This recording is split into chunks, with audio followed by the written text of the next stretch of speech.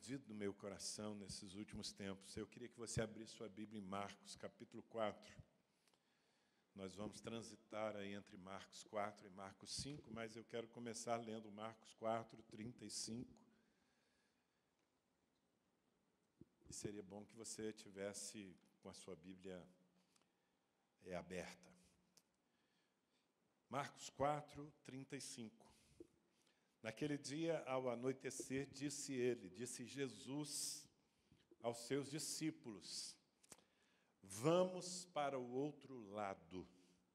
Disse Jesus aos seus discípulos: vamos para o outro lado. O que foi que ele disse, gente? Vamos para o outro lado.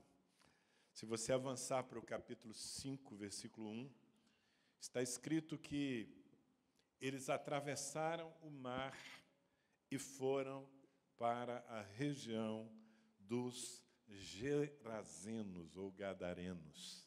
Eles atravessaram o mar e foram para a região dos Gerazenos. Eu quero tomar esse tempo com você. Eu gosto de ler os evangelhos e olhar para Jesus como um líder que estava formando seus discípulos. É claro que ele era muito mais do que isso. Jesus era muito mais do que o fazedor de discípulos. Jesus era muito mais do que o rabi, o mestre que sabe atrair as multidões. Mas eu gosto de olhar para ele como um líder formando os seus discípulos. Essa era uma das dimensões do seu ministério.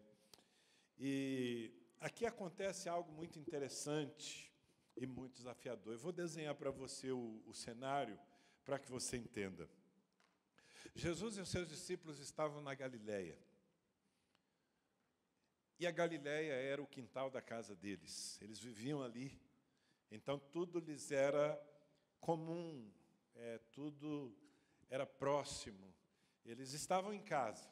O povo era semelhante a eles, a geografia era conhecida, a cultura era amigável. E as coisas estavam acontecendo na Galileia. Nesse dia aqui, Jesus havia ministrado às multidões, os milagres aconteceram. Estava tão gostoso servir a Deus no quintal de casa, no que a gente pode chamar de zona de conforto, não é? Aqui a gente domina o ambiente, as pessoas são conhecidas, a cultura é a nossa cultura, nós estamos em casa.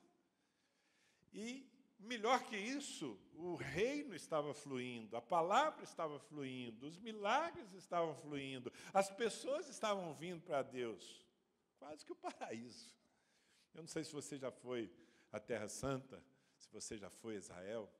Eu já fui algumas vezes, e cada vez é uma experiência. E agora, alguns meses atrás, eu estava em Israel, mas eu vim pela Jordânia. Jordânia também tem muitos cenários bíblicos. E é chocante a diferença quando você passa da Jordânia para a terra, o território de Israel, especialmente quando você entra na Galileia. A Galileia é verde, parece que o ar é puro, aquele mar que, na verdade, é um grande lago, né? O lago de Genezaré, o mar da Galileia, aquilo dá vida. Parece que é um outro planeta quando você atravessa o Jordão, vindo da Jordânia e entra na Galileia. Então, os discípulos estavam servindo a Deus alegremente nesse cenário, se dedicando, aprendendo com Jesus. E, de repente, no final de um dia de serviço abençoado, Jesus olha para eles e certamente causa um desconforto, porque Jesus não apenas propõe, como os convoca: vamos atravessar, vamos para o outro lado. E, meus irmãos, o outro lado era absolutamente diferente. O outro lado era, como nós lemos aqui, a terra dos Gerazenos. Do outro lado estava um território hostil em todos os sentidos, desde a geografia, deserto, uma região chamada de Decápolis, 10 cidades romanas, completamente pagãs, um povo hostil à cultura, à fé dos judeus. O outro lado era um lugar que, na verdade, gerava desconforto. Eu tenho certeza, embora a Bíblia não diga, que os discípulos devem ter pensado, quando Jesus propôs, vamos atravessar, eles devem ter pensado, mas o que nós vamos fazer lá? Se as coisas estão acontecendo aqui, se aqui tudo está fluindo tão fácil, do lado de lá tem desafio, do lado de lá tem hostilidade, do lado de lá tem desconhecido, do lado de lá tem gente diferente de nós, que não aceita, que não é amigável à nossa cultura e à nossa fé. A gente vai procurar sarna para se coçar? Eu penso que os discípulos tiveram interiormente uma reação assim. Mas era uma proposta firme de Jesus, vamos atravessar. Quer dizer, além de enfrentar o desafio de ir para uma região que eles não dominavam, talvez até conhecessem, muitos deles eram pescadores, mas não dominavam, eles tinham que enfrentar a travessia ali, 15, 18 quilômetros de travessia até pisar naquela terra. E sabe, eu estou convencido, e tenho falado muito disso, que o Senhor, nesses dias, está querendo levar a igreja, e que nós, como líderes, nós precisamos entender esse foco de Deus. Ele está querendo tirar a igreja da zona de conforto. Nós estamos fazendo a obra de Deus, as coisas estão acontecendo, o Evangelho está prosperando no Brasil, nossas igrejas estão avançando, cada uma no seu ritmo, mas avançando, e de uma forma geral, nós estamos fazendo o que sabemos fazer no meio de gente que nos é amigável, mas parece que o Senhor está querendo que nós atravessemos. Eu vim aqui nessa noite, foi uma correria estar com vocês, já tenho que voltar amanhã cedo, tem tanta coisa acontecendo, segunda-feira eu vou estar em Belém do Pará, se Deus quiser, mas eu vim aqui para dizer para vocês que é tempo de atravessar. É tempo de nós nos movermos como líderes e discípulos e enfrentarmos o desafio de pisar em território que não é nosso e que possa nos parecer até mesmo inalcançável. É tempo de nós arriscarmos, tocar em gente diferente e até hostil. Gente diferente. Do outro lado estão, talvez, os mais pobres. Do outro lado, talvez estejam os mais ricos, aqueles que moram nas mansões e que nos intimidam com o seu poder financeiro. Gente diferente, gente que pensa diferente, gente que vive diferente, gente que talvez até viva de uma maneira muito ofensiva àquela que nós vivemos. Mas Jesus está dizendo à igreja, Jesus está chamando os seus discípulos e dizendo, vamos atravessar. Porque, embora esse povo do lado de lá seja tão diferente, eles são gente como vocês. Eles foram comprados pelo mesmo sangue, eles precisam do Evangelho, eles precisam de uma possibilidade de conhecerem a Deus e assim receberem a cultura do céu nas suas vidas. Do outro lado está o nosso desafio, irmãos. Do outro lado estão os meninos que se entregaram às drogas e que estão batendo nos vidros dos nossos carros, nos semáforos, pedindo uma moeda para fumar a sua próxima pedra de crack. É mais fácil nós mantermos a janela fechada. É mais fácil nós vivermos o cristianismo aqui na nossa Galileia, aqui onde a gente está em casa, onde a gente olha para o lado e, se não encontra um crente, encontra pelo menos um descrente que gosta de crente. Jesus quer alcançar os diferentes também. E ele não tem um plano B, ele não tem uma outra forma de alcançar esse povo. Do outro lado estão os jovens universitários, com a sua mente atolada pelo marxismo, pelo ateísmo, pela incredulidade, mas eles estão lá do outro lado, precisando de salvação, tanto amados por Deus, quanto o crente mais santo que você conhece. E eu queria muito usar essa experiência de Jesus para desafiar você, seja você pastor, seja você discípulo, a fazer essa travessia. a sair dessa zona de conforto, a pregar, a parar, não parar, mas a estender aquilo que você está fazendo para algo que seja mais desafiador. E eu tenho alguns motivos para lhe dar aqui. O primeiro motivo pelo qual a gente precisa aceitar o desafio de sair. Sabe, eu acho que vocês estão entendendo a minha linguagem, sair do nosso quintal, sair desse território onde a gente faz as coisas com facilidade, onde a gente está ambientado, sabe, se sente assim, não, aqui pelo menos eu me viro bem. Eu quero lhe dar alguns motivos. O primeiro deles é que o Evangelho é grande demais para ficar contido, para ser vivido apenas no conforto da nossa sala de estar. Pensa, o Evangelho que nós temos, e só nós temos, ninguém mais tem, é grande e poderoso demais para ser só nosso, irmãos. A minha Bíblia diz que a palavra da cruz é o poder de Deus para a salvação de todo aquele que crê. Pensa nisso, ela é o poder de Deus para a salvação de qualquer pessoa. Ela é o poder de Deus para a salvação do gay, do comunista, do pobre, do rico, do deprimido, do suicida, do drogado. É o poder de Deus. E não está no céu, está em nós. O Evangelho está em nós. A única coisa que pode mudar a vida das pessoas está em você, na sua boca, no seu testemunho, na igreja. Não há uma instituição que possa fazê-lo. Deus não pode enviar os anjos para fazê-lo. A palavra que não está encarnada não é entendida pelos homens. Sabe, eu leio o texto como, por exemplo, Hebreus capítulo 2, versículo 3, quando diz: como escaparemos nós, se negligenciarmos tão grande salvação? A salvação é tão grande, como é que nós vamos escapar se nós a negligenciarmos? E claro, eu penso que há duas formas de negligenciar a salvação. Negligencia a salvação, despreza a salvação, aquele que, tendo sido colocado diante da palavra da cruz, a rejeita. Aquele que rejeita o Evangelho, como ele escapará? Mas há uma outra forma, um outro tipo de gente que pode entrar nessa mesma condenação. Somos nós, os que conhecemos a grande salvação, os que sabemos que ela é poderosa e que ela pode mudar a vida de qualquer pessoa, porque, afinal de contas, mudou a nossa, mudou a sua. Como escaparemos se negligenciarmos esse poder e se nós ficarmos com isso apenas nos lugares e para as pessoas que recebem facilmente, sem nos oferecer resistência, riscos? A ordem de Jesus, eu chamo de um mandamento da ressurreição.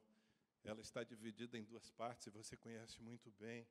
A primeira parte é: ide, pregai o Evangelho, ide por todo o mundo, não pela sua Galileia, não pela sua classe social, ide por todo o mundo e pregai o Evangelho a toda criatura. Sabe que às vezes eu fico me perguntando por que Deus usou a palavra criatura nesse texto? Porque Ele não disse pregai o Evangelho a todos os homens? Às vezes eu desconfio que é porque tem homens que já se desfiguraram tanto, que talvez nós mesmos nem consigamos ver a humanidade deles.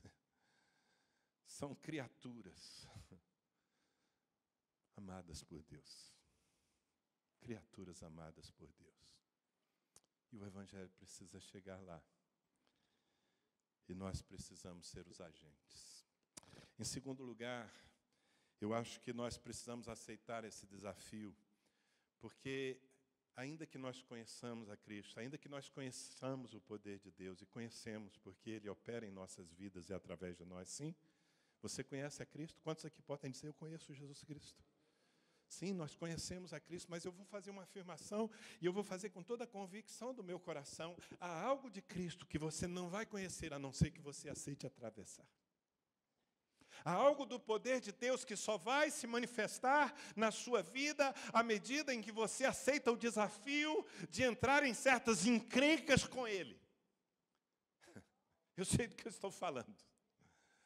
O texto aqui diz, no capítulo 4, eu queria que você acompanhasse a leitura, capítulo 4, versículo 36, deixando a multidão, eles o levaram no barco, assim como estava, e outros barcos também o acompanhavam. Levantou-se um forte vendaval, e as ondas se lançavam sobre o barco, de sorte que este foi se enchendo de água. Jesus estava na popa, dormindo, com a cabeça sobre um travesseiro. Os discípulos o acordaram e clamaram: Mestre, não te importas que morramos? Ele se levantou, repreendeu o vento e disse ao mar: Aquieta-te, acalme-se. E o vento se aquietou e fez-se completa bonança. Então perguntou aos seus discípulos: Por que vocês estão com tanto medo? Ainda não têm fé? Versículo 41. Então, eles, apavorados, perguntavam uns aos outros: Quem é este que até o vento e o mar lhe obedecem? Repita comigo: quem é este que até o vento e o mar lhe obedecem? Amados, eu quero dizer para vocês que quem está fazendo essa pergunta são os discípulos que conheciam Jesus. Os caras que andavam com ele, que dormiam com ele, que ouviam Jesus pregar todos os dias, que viam Jesus fazer milagres, mas no dia em que eles resolveram atravessar, e eu quero dizer para você que quando nós topamos cumprir o nosso ministério de forma completa, muitas vezes nós vamos encontrar problemas e resistências. Nós nos iludimos, às vezes, achando que se estamos no centro da vontade de Deus, todas as portas vão se abrir facilmente, não é verdade? Mas a experiência mostra que mesmo quando você está no centro da vontade de Deus, muitas tempestades se levantam, desafiando a sua fé. Mas o que eu quero dizer é que esses homens, embora conhecessem tanto a Jesus, não conheciam o Jesus que acalma o vento e que aquieta o mar. E há certas coisas que nós só vamos experimentar quando nós ganharmos a matemática de Cristo, quando nós entendermos certas coisas que não nos parecem lógicas, mas são a lógica do céu. Uma das experiências que me marcou nesse contexto de evangelismo aconteceu alguns anos atrás. Eu estava em Uberaba, Triângulo Mineiro, uma cidade a 160, 170 quilômetros da minha. Eu estava num sábado à noite, naquela cidade, com a minha família, e alguém tentou roubar o meu carro. O carro estava na rua, quebraram os vidros do carro, entraram, eu não sei o que aconteceu, o porta-mala estava cheio de coisas, nossas bolsas, computadores, mas não levaram nada. Simplesmente quebraram o vidro do meu carro e levaram o documento do carro que estava no porta-luvas. E, bom, ainda bem que não levaram o que tinha valor, mas o que eles levaram me deu bastante dor de cabeça, porque eu fui fazer um boletim de ocorrência, e enquanto a policial, naquele sábado à noite, me atendia, ela me disse: Olha, você não pode voltar com esse carro para Ribeirão Preto sem documento. Tem seguro? Porque se tem, chame o guincho e leve num guincho. Você não pode transitar com esse veículo. E ali eu comecei já a pensar: meu Deus, amanhã cedo, domingo, eu tenho a igreja, mais de 2.000 pessoas me esperando para o culto da manhã, eu tenho uma palavra, meu coração está ardendo por isso, e eu não tenho o meu carro para voltar, eu vou ter que criar um plano B aqui. Mas ok, então eu entrei por aquela noite, consegui o seguro, marquei às 6 horas da manhã com o guincho para levar o meu carro, e eu ia conseguir um outro veículo para chegar finalmente para o culto, onde aqueles crentes abençoados que eu amo tanto estariam prontos para receber a palavra de Deus.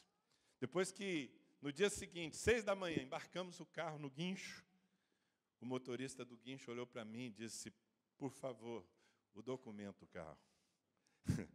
Eu falei: Não, moço, você não está entendendo. Se eu tivesse o documento, eu ia com o carro, entendeu? Eu chamei você porque eu não posso transitar, roubaram o documento. Ele falou: não posso levar seu carro sem o documento. Se a polícia me parar, o carro tem que ter documento. Eu falei: meu Deus, está complicando esse negócio aqui. E eu acho que ele me viu tão desapontado, tão preocupado, que ele disse: olha, eu até levo se o senhor for comigo. Eu olhei para aquele caminhãozinho, eu falei: não vou chegar para o culto. Mas não tinha opção. Então, eu peguei o celular, liguei para um dos pastores da minha equipe, falei, não vou chegar a tempo do culto. Então, querido, TVM. TVM é uma sigla que a gente usa lá em Ribeirão Preto. Te vira, maninho. Ou seja, faz um jejum de 5 minutos, busca uma palavra de Deus e prega, porque o pregador não vai chegar. E entrei, confesso, muito mal-humorado na cabine daquele caminhão, tomando vento na cara, a 80 por hora, fazendo aquela viagem. E pensando no meu rebanho, nas minhas lindas ovelhas, na minha Galileia. E ali tentando argumentar no meu pensamento com Deus. E houve uma hora que eu disse, Senhor, o que eu estou fazendo aqui? Tanta coisa para fazer. E o Espírito Santo me disse muito claro ao coração, olhe para o seu lado. Aí eu olhei, ele falou, não, para o outro. Opa, isso aqui. E ali estava o motorista, um rapaz dos seus 27 anos, muito fechado, muito quietão. Eu falei, eu não acredito que o Senhor me pôs aqui por causa desse cara. Ele falou, é isso aí, você nunca leu a Bíblia? Que para mim a ovelha extraviada vale mais do que as 99 que estão no aprisco? Eu falei, bom, então se é por causa dele, vamos lá, deixa eu tentar aqui estabelecer um diálogo com esse sujeito, pregar o evangelho para ele. Pensa num sujeito que não queria conversa. Sabe, daquele que você fala assim, você tem pai? Ele responde, nem mãe. Fechado, não dava liga, eu não conseguia estabelecer um diálogo. Eu disse, meu Deus, o senhor está vendo, esse cara aqui não quer conversa, eu não encontro uma brecha nem para começar um diálogo, que dirá para pregar o evangelho. O Espírito Santo me disse, eu vou ajudar você, olhe para os pés dele. Ele está dirigindo o caminhão do meu lado, e eu olho para os pés dele, e o Senhor me dá uma visão de uns ramos, uns galhos, na verdade uns ramos, se enrolando em seus pés. E eu aqui, Senhor, melhora aí o nível da comunicação, que eu não estou entendendo ainda. E Deus me diz, esse moço, essa semana, pela primeira vez na sua vida, provou de drogas. E se ele não sair disso agora, em muito pouco tempo, ele vai estar completamente amarrado no mundo das drogas. Eu falei, tem certeza? Deus me disse, fala com ele. E eu olhei para aquele rapaz, mesmo que ele não quisesse conversa, e eu disse, olha, moço, eu sei que você não vai entender, eu não vou tentar explicar, mas é o seguinte. Deus me disse que essa semana você usou pela primeira vez drogas em sua vida, e você vai ficar preso nisso. Ele olhou para mim com um olho desse tamanho e me disse, mas foi só um pouquinho de maconha. E a partir dali eu tive 100 e tantos quilômetros de atenção. Esse moço quis ouvir tudo o que eu tinha para dizer. Eu preguei o evangelho para ele. E quando finalmente nós chegamos na porta da minha casa para, tirar o meu carro, deixar o meu carro em casa, ele estava fazendo uma oração comigo, dizendo, Jesus Cristo, eu te confesso como meu Senhor, meu Salvador, eu me arrependo dos meus pecados. Uau, eu não viveria essa experiência de manifestação do poder de Deus, de revelação dos segredos do coração de um desconhecido, se eu estivesse na Galileia pregando aos crentes que eu vejo todos os domingos. Amados, há coisas que só vão acontecer se nós nos lançarmos na aventura de Deus de alcançar vidas que Ele ama, mas que não têm como ser alcançadas de longe. Meu filho tem 23 anos agora, está voando, está me desafiando a minha fé. Passou 2 anos estudando nos Estados Unidos e voltou de lá com uma pegada de evangelista. Esses dias ele pegou um grupo de jovens, discípulos, amigos, uns 7, e, sábado à tarde, onde é que tem gente nessa cidade, num sábado à tarde? Na rodoviária. Sempre tem gente na rodoviária. Então vamos para a rodoviária. Vamos para lá, vamos evangelizar. E foram lá os jovenzinhos, todos, 18, 19 anos. Se reuniram num canto da rodoviária e disseram, Deus, dá-nos direção. Dá-nos palavras de conhecimento aqui.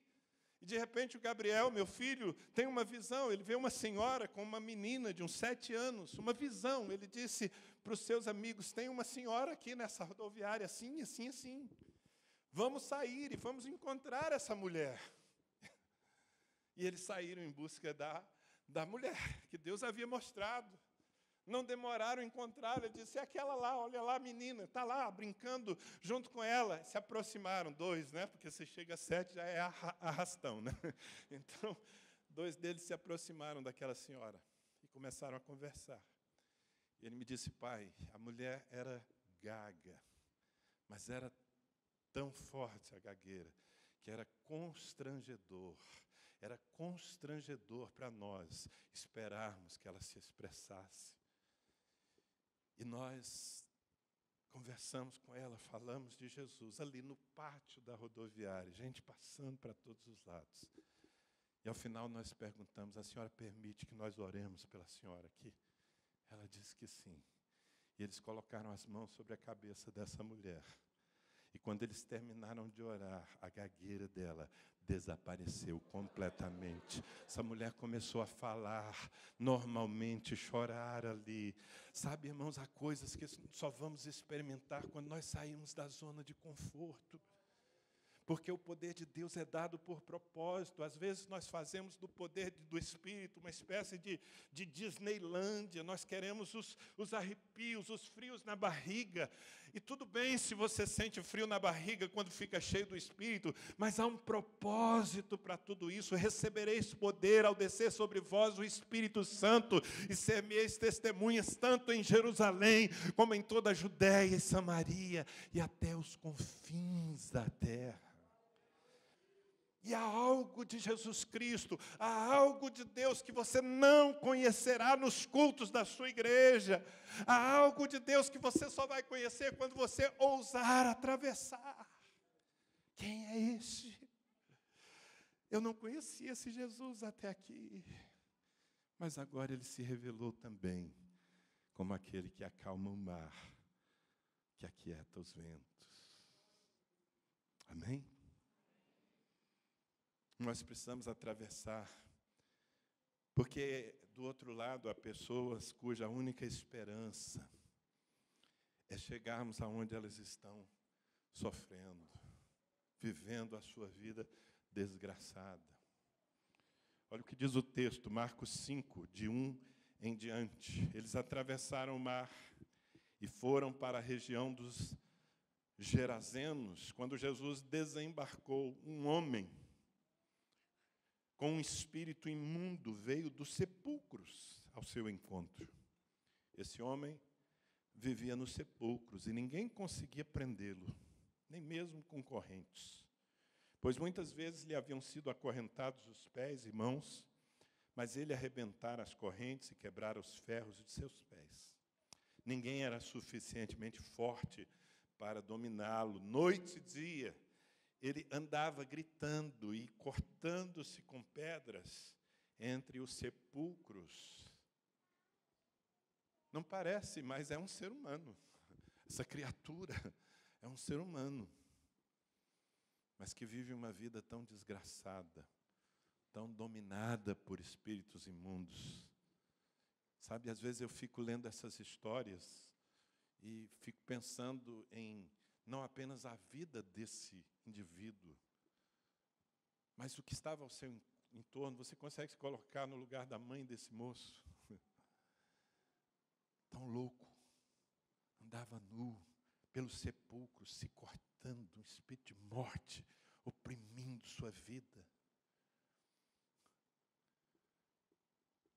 Um ser humano, amado por Deus. Quantas pessoas desfiguradas. Há 2 semanas nós tivemos uma polêmica nas redes sociais do Brasil. Um abraço numa transexual, num travesti. E muita gente entendendo que aquele pedófilo, aquele moço que assassinou uma criança de 9 anos, uma monstruosidade que ele fez. Será que Jesus o abraçaria? Será que existe alguma chance para que ele possa recomeçar a vida? Se existe, certamente essa chance não está na pena que ele está cumprindo e que ele merece cumprir. Qual é a chance que ele tem? Será que Deus olha do céu e vê ali uma criatura, um monstro ou um ser humano desviado, desfigurado? Eu sei que esse tipo de abordagem nos desconforta. Eu protestei contra aquela matéria, não pelo abraço, porque ela era tendenciosa, porque ela queria impor goela abaixo da sociedade brasileira uma ideologia que não tem nada a ver com ciência. Então, eu não estou sendo simplista e nem romântico, eu estou falando de um ser humano que, por causa do seu nível de perversão, já de perdição, inclusive, fez monstruosidades. Como ele, existem muitos. Existem os que foram vítimas. Existem os que foram abusados. Sabe, às vezes você passa diante de um condomínio de luxo e você fica pensando, quem me dera morar numa dessas mansões.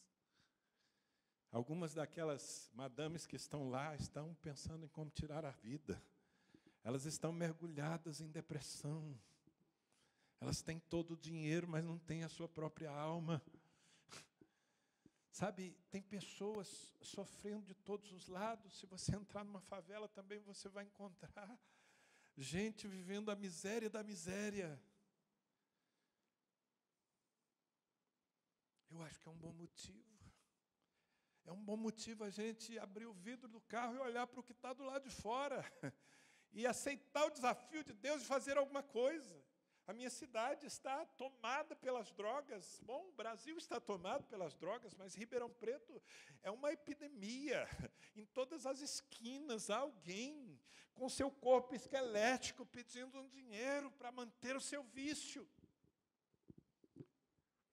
E é mais fácil eu passar com os vidros fechados, indo para o culto. Ou, quem sabe, até abrir o vidro e dar uma moeda. Mas nós precisamos fazer o que pode ser feito.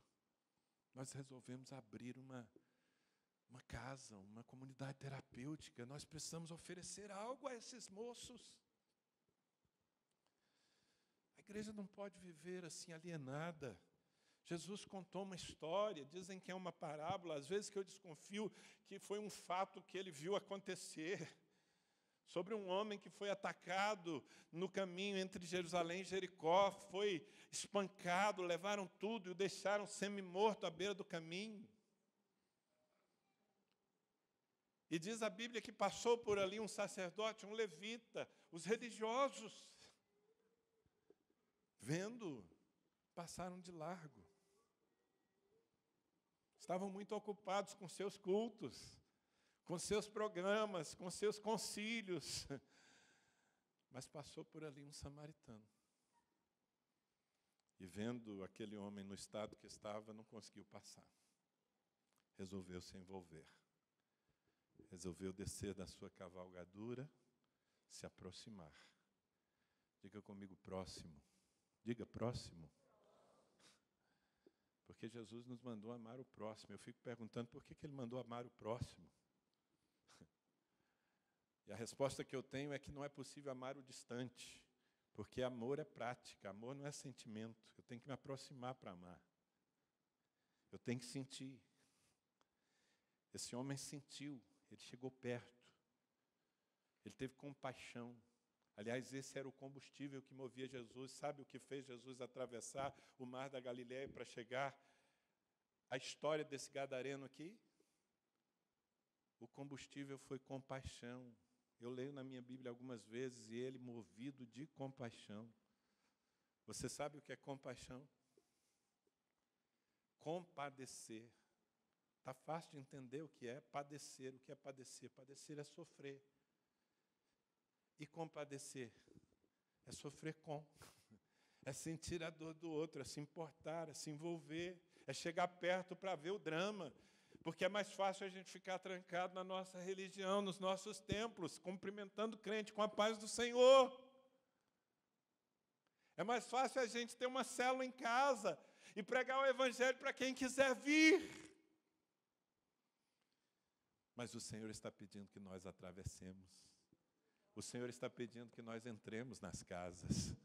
O Senhor está pedindo que nós encontremos essas pessoas que não têm nenhuma chance a não ser que nós cheguemos ao território onde elas estão. Os crentes têm medo das universidades, porque nós mantemos os nossos filhos na igreja, na escola dominical e tal, e nós os protegemos para que eles não sejam contaminados pelo mundo. E quando chegam à idade da universidade, eles precisam estudar. E muitos deles, em 3 meses, já estão desviados. E aí nós resolvemos ter medo desses ambientes. Mas nesses ambientes há gente que precisa ser salva. Os jovens da nossa igreja agora, esse ano, meu filho está encabeçando isso também, ele faz faculdade. E eles decidiram, em todas as faculdades onde nós temos jovens nossos, eles decidiram se apresentar no início do ano para receber os calouros. Porque os calouros chegam na faculdade, não é? Assim, com aquele sentimento de cachorro que caiu do caminhão de mudança. Eles estão perdidinhos ali. Muitos deles vêm de outras cidades. Ribeirão Preto é uma cidade universitária. E eles vão se conectar à primeira pessoa que lhes oferecer atenção. Eles vão se conectar ao maconheiro. Eles vão se conectar ao seu professor cheio de marxismo na mente e ideologia anticristã.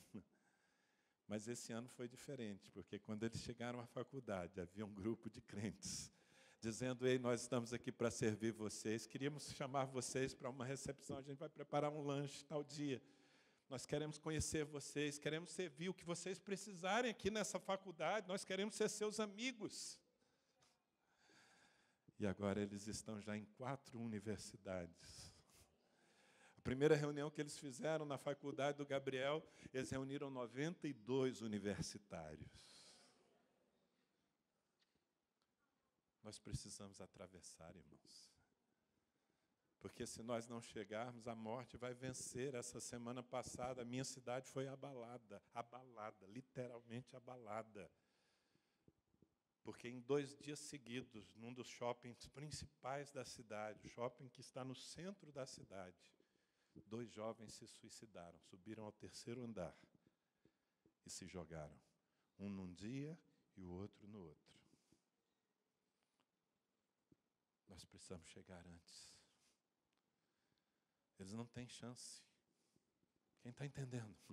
Só faz sentido ser igreja se for para olharmos para mais adiante. Isso é ser igreja. Ah, que bom que Jesus insistiu com os discípulos, vamos atravessar. Eu quero lhe dar outro motivo.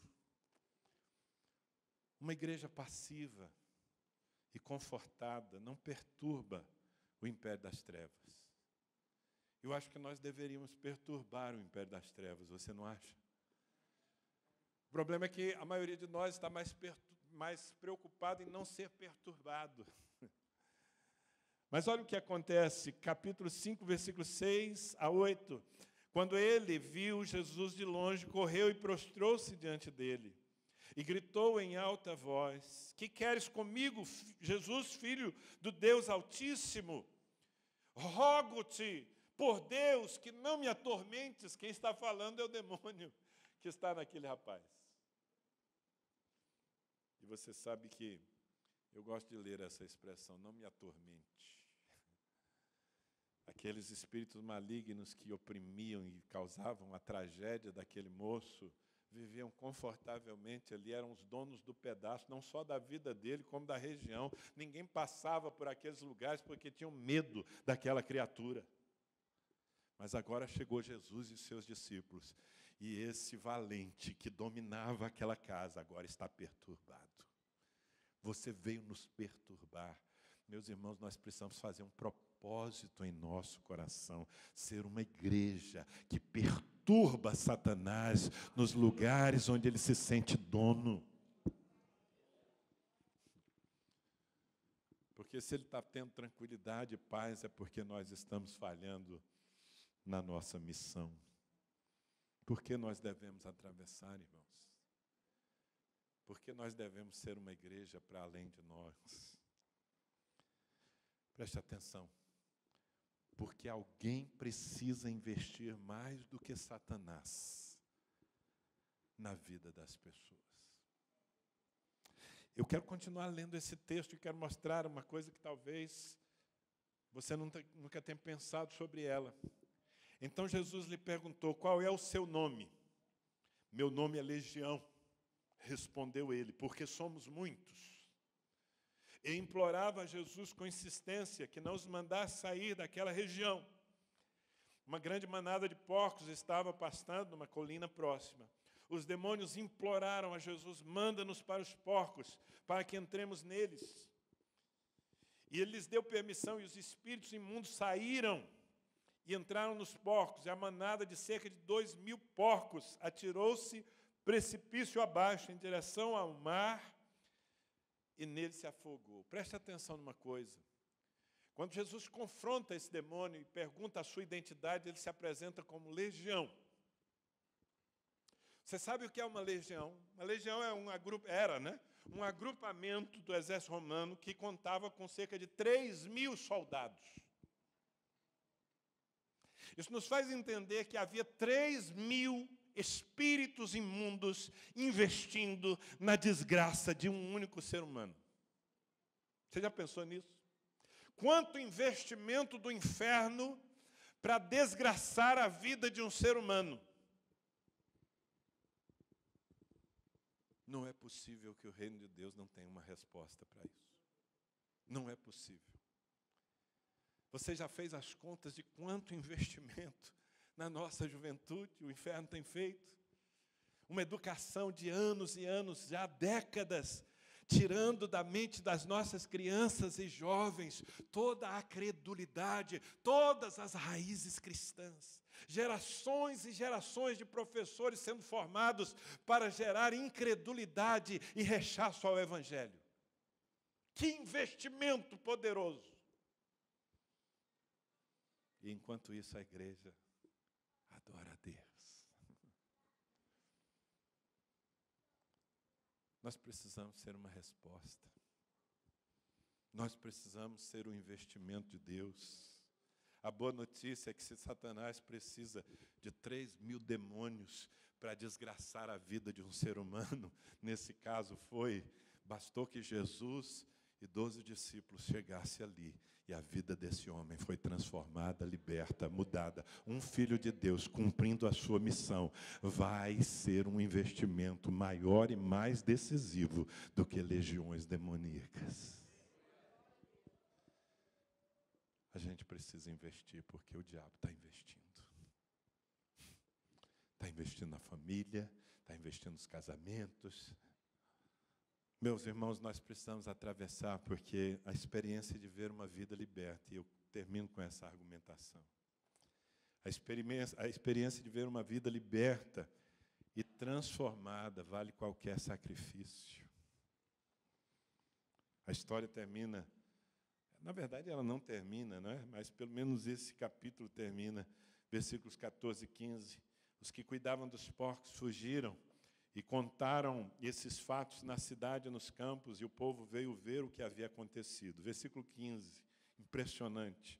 Quando se aproximaram de Jesus, viram ali o homem, o que fora possesso de legião de demônios, assentado, vestido e em perfeito juízo. Transformação. Só o Evangelho, que só nós temos, pode transformar um monstro num ser humano assentado, vestido, em perfeito juízo, ouvindo Jesus. Eu não conheço algo mais impactante do que a transformação de uma vida. Há uns tempos atrás, nosso pessoal entrou numa casa de paz, estabeleceu uma casa de paz. Na verdade, não era uma casa de paz, era um barraco de paz, era na favela. E naquele barraco, entre outras pessoas, havia um moço chamado de Didi. Didi era um foragido da justiça. Ele tinha se envolvido com o mundo do tráfico no Nordeste, em Recife. Havia matado uma pessoa e fugiu para o Sul e foi parar em Ribeirão Preto. E foi se esconder nessa favela. Até que os semeadores da paz entraram na favela, bateram na porta daquele barraco. E alguém disse, podem fazer aqui. E lá estava o Didi recebendo a palavra. Um assassino. Esse homem se converteu durante aquelas 7 semanas, mas se converteu tão radicalmente, que não demorou muito sem que nós realmente tivéssemos pressionado para que ele fizesse isso. Bom, ele chegou e ele confessou. Quando ele foi ao encontro, ele disse o que ele tinha feito. Em lágrimas, chorando. E pouco tempo depois, ele se apresenta à justiça. Porque agora ele é um servo de Deus, ele precisa enfrentar o seu passado. Ele se apresenta à justiça, porque ele era um foragido. E marcaram uma audiência para ele, em Ribeirão Preto. E o juiz, pelo que eu vi do relato da audiência, o juiz percebeu que ele já era um homem transformado. E o juiz quis, de certa forma, ajudá-lo. E, num determinado momento daquele interrogatório, o juiz olhou para ele e diz assim, quer dizer que o senhor matou aquela pessoa, mas foi em legítima defesa. Como quem diz, fala que foi. Ele disse, não posso dizer isso não, porque eu sou crente, eu não posso mentir. O juiz ficou com raiva dele. Eu não posso mentir, doutor. Eu matei, não foi legítima defesa, porque, na verdade, ele prometeu que ia me matar. Então, eu fui e matei primeiro. Mas não foi que naquela hora ele veio. E ele era um réu, confesso. Me cortou o coração o dia em que, alguns meses depois, ele me procurou no final de um culto. Estava com a sua esposa e a sua filha adolescente. Ele disse, meu pastor, eu vou me apresentar. Eu trabalhei esses últimos meses, eu comprei a minha passagem, eu vou me apresentar lá em Recife, diante de um juiz, e provavelmente eu vou ficar preso. Eu vou ficar preso, porque eu devo. E eu estou aqui para dizer 2 coisas para o pastor. Em primeiro lugar, vocês são a minha família. Então, enquanto eu não puder cuidar da minha família, aqui está minha esposa, minha filha. Ajudem minha família. Em segundo lugar, meu pastor, eu quero te dizer que eu não sei quanto tempo eu vou ficar preso, mas eu sou um novo homem. E eu sou um missionário dentro daquela cadeia. Por todos os anos que eu tiver que cumprir pena, eu vou pregar o Evangelho e dar testemunho da transformação que Deus fez na minha vida. O Senhor pode me cobrar isso. Aquilo cortou meu coração. Eu falei, meu Deus, esse homem não pode ser preso, eu preciso fazer alguma coisa. Eu não tinha dinheiro nem para pagar um advogado, ia ser defendido por uma defensoria pública. Eu liguei para os pastores amigos, para o pastor Paulo Hortêncio, lá em Recife, pastor, tem algum advogado, alguém que possa me ajudar? Eu estava tentando fazer alguma coisa, mas durante aquela semana ele viajaria, se não me engano, na quinta-feira, para se apresentar. Ele me liga na quarta-feira, chorando, do outro lado. Ele diz, meu pastor, eu não sei te explicar isso, mas eu recebi um comunicado da justiça hoje, de que o meu crime prescreveu segunda-feira, e eu estou livre. Eu acho que eu vou ter que continuar sendo líder de célula aqui mesmo. Didi, um dos líderes que nós temos, um homem santo, transformado. Ele foi um assassino. Ele foi um traficante de drogas. Hoje ele é um homem de família, confiável, um modelo. Por quê? Porque alguém atravessou, entrou num barraco, encontrou a sua vida desgraçada ali e lhe apresentou Jesus Cristo. Meus irmãos, a igreja é igreja para isso. Eu quero que você volte para casa hoje com o desafio, perguntando para Deus, meu Deus, Quais são os mares que eu tenho que atravessar? Você que é pastor, você precisa ter coragem de olhar para o seu rebanho e dizer, vamos atravessar. Não é atravessem, não é façam a obra de Deus, não é entrem. Não, vamos atravessar. De desafiar as pessoas a saírem da sua Galileia. Se você fizer isso, os próximos capítulos vão ser muito emocionantes. Você vai se meter em algumas encrencas, mas no final, testemunhos maravilhosos estarão escritos. E vidas daquelas assim que estavam no rol das... Esse não tem jeito. Certamente, muita gente olhou para aquele monstro gadareno, e na verdade nós sabemos que eram dois, quando lemos os outros evangelhos, eram dois endemoniados gadarenos.